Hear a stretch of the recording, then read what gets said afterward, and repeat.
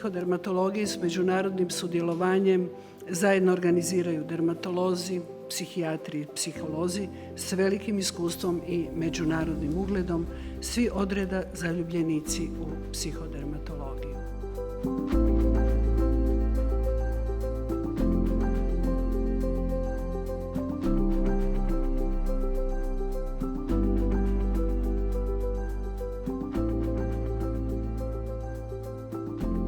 These 3 days, we will have an opportunity to explore many diverse psychodermatological topics.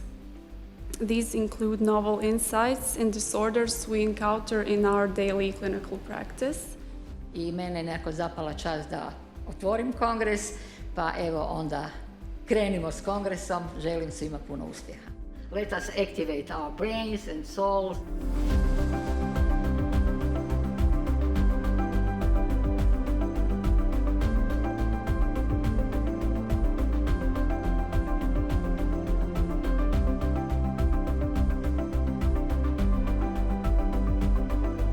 Thank you so much for the opportunity to talk today. This is just a real honor, and I wish you a great meeting in psychodermatology and appreciate the opportunity to talk about my work.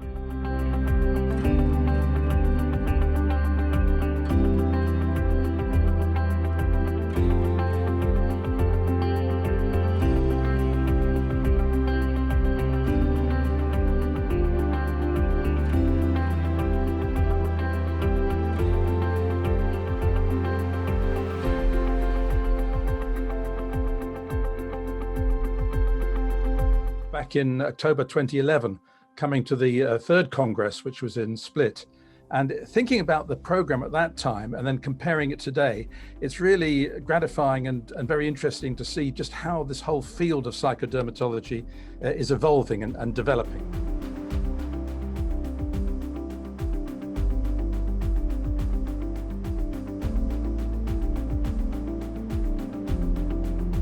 Da su sva pitanja privilegije, privlačnost, da ne dođu do apsurda.